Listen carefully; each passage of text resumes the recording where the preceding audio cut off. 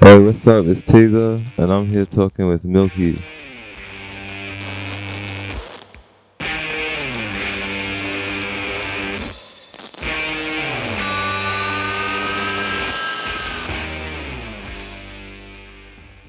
I feel like as time goes on, the best thing to do is to just make everything and just to do shit and take every influence and just smush it into something that has never been, hopefully done before. So I think that the goal with albums from now on is to just create something that feels honest and like, I don't know, just unique to yourself. Because I think if you're being yourself, no one else has done that before. And you can't really be incorrect. So I think that's kind of the goal. Yeah, it was made I made most of it like during the lockdown. It's kind of a blur now, but we didn't really have internet for 3 months. So I was just waking up, writing, sitting down, standing up, writing. It was just like not. It was a very like nothing period. But I feel like I don't know, just a lot of reflection, just kind of unpacking the past, and I think just trying to zoom in on the mundane elements of life and trying to find some sort of narrative or profound kind of takeaways from just a normal, not very exciting present.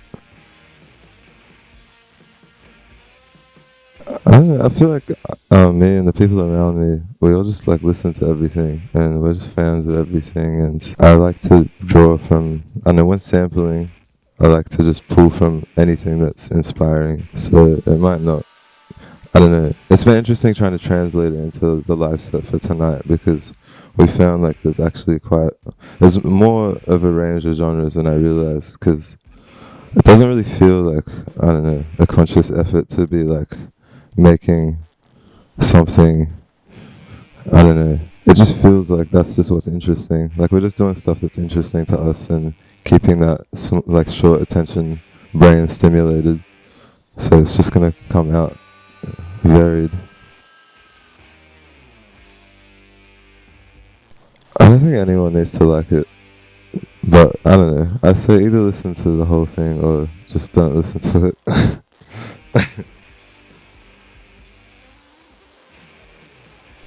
I feel like the sound is always going to be informed by like how you're living. And I think it is dependent on some stuff that is out of your control. Like earlier this year, Neil and I went to record an album and we actually had time to record.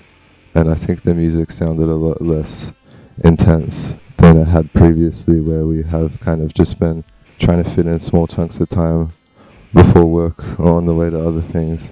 I don't know. I think the process always feels, it's always same but different. I don't really know. It's hard to remember the last thing when the new thing's happening. I think it's just got a bang. I don't really know.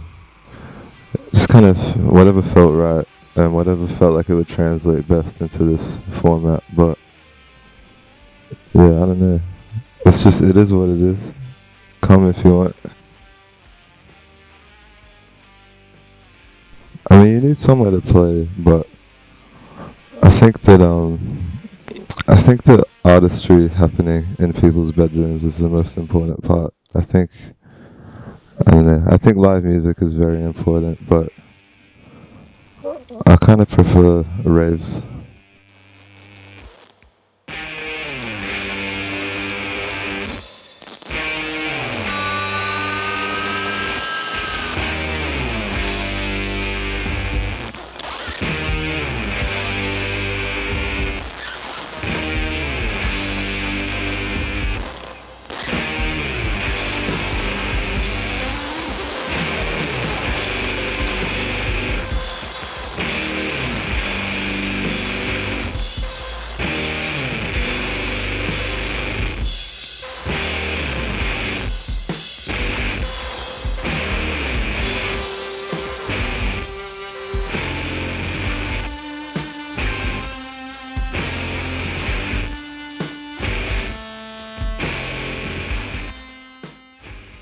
Damn, Metallica, System of a Down. That's it. Not everything. Everything is good. I think even music you don't like is important to take in. Kuyanil. I mean, I'm gonna say Black Album by Metallica. It kind of started everything. I don't know if it's the most influential, but it changed the way I started thinking about music at a young age. Spider-Man 1 with Tobey Maguire. I don't know, I think that's, I kind of don't really think. Just kind of zone out, hope for the best. It kind of feels like a blur. I kind of don't think that I'm necessarily comfortable being in front of people, but it feels pretend, so try not to think about it too much.